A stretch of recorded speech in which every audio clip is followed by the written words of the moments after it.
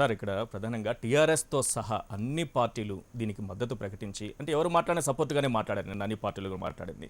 సరే, మీరు ప్రత్యేక హోదా అనే పదంతో మీకు ఏమైనా ఇబ్బంది ఉంటే దాన్ని వేరే రూపంలోనే పేరు మార్చైనా ఇవ్వడానికి మీకు ఏమైనా అభ్యంతరం ఉందా? ప్రత్యేక హోదాకు ఫైనాన్స్ కమిషన్ అడ్డం అంటే మరి ఫైనాన్స్ కమిషన్ రిపోర్ట్ను పదే పదే కోట్ చేస్తూ అరుణ్ జైట్లీ గారు మాట్లాడారు. దాంట్లో ప్రత్యేక ఫైనాన్స్ కమిషన్ చెప్పిన దాంట్లో ఇంకో మాట కూడా చెప్పింది.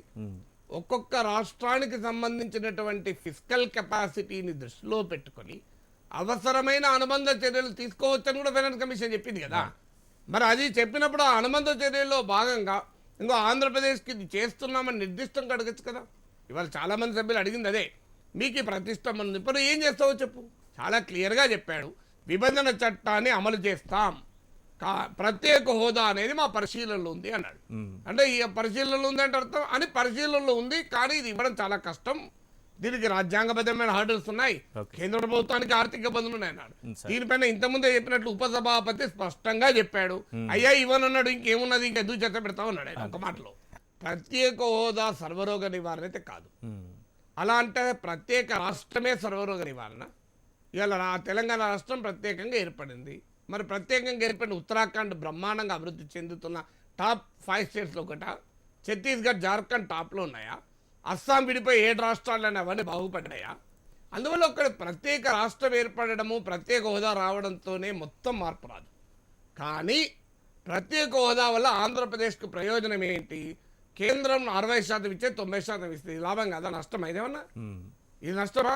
ఆ 90% ఇచ్చిందంటే అర్థం రేపు ఉపాధి హామీ పనులు సరిగా చేయకపోతే డెవలప్మెంట్ ఉండదు. దానికి కేంద్రం ఏం చేస్తుందండి అని చెప్పి మనం అడగకుండా ఊరుకుందామా? పరిశ్రమలు పెట్టాలంటే రాయితీలు ఇస్తారు, దానివల్ల నష్టమా? బడ్జెట్ లోటు పూరుస్తారు, దానివల్ల నష్టమా? లాభమే కదండి. అందువల్ల ఈ వాదన కరెక్ట్ కాదు. ఏదంటే ఆంధ్రప్రదేశ్ ప్రత్యేక హోదా ఇచ్చినా లాభం లేదు, ప్రత్యేక హోదా ఇస్తేనే ఆంధ్రప్రదేశ్ నెంబర్ 1 స్టేట్ అవుతుందని ఎవరు చెప్పడం లేదు. నెంబర్ 1 స్టేట్ కావడం అనేది ప్రత్యేక హోదా ప్రత్యేక రాష్ట్రాలపై ఆధారపడి ఉండదు. ఆయా రాష్ట్రాల్లో అమలైనటువంటి ఆర్థిక విధానాల వల్ల, ఆయా రాష్ట్రాలకు ఉన్నటువంటి వనరుల వల్ల అవుతుంది. ఇలా ఆంధ్రప్రదేశ్ వేరు, ఉత్తరాఖండ్ వేరు. ఉత్తరాఖండ్ ప్రత్యేక హోదా ఉన్న ఎందుకు డెవలప్ కాలేదంటే ఉత్తరాఖండ్లో ఉన్న మొత్తం భూభాగంలో కేవలం 2% మాత్రమే, 2% వ్యవసాయ యోగ్యమైన భూమి. మరి ఆంధ్రప్రదేశ్ అంత దౌర్భాగ్యమైన స్థితిలో ఉందా? లేదు కదా. ఇప్పుడు అరుణాచల్ ప్రదేశ్ లో జనసాంద్రత చదరపు కిలోమీటర్ 1, ఆంధ్రప్రదేశ్ లో చదరపు కిలోమీటర్ జనసాంద్రత 300. అందువల్ల ఆంధ్రప్రదేశ్ వనరులున్న రాష్ట్రం.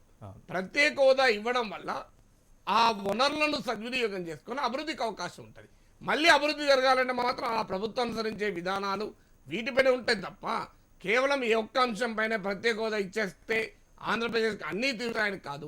అదే సమయంలో ఆంధ్రప్రదేశ్కి అదేదో నష్టం అన్నట్లు అవసరమే లేదని వాదన పెట్టడం, మరి అవసరం లేనప్పుడు ఎందుకు అడిగారు అంటే అడిగిన అరుణ్ జైట్లీ, వెంకయ్య నాయుడు అమాయకుల, ఇచ్చిన మన్మోహన్ సింగ్లు అమాయకుల, మరి వాళ్ళిద్దరిని చూసి మనం అమాయకులమా?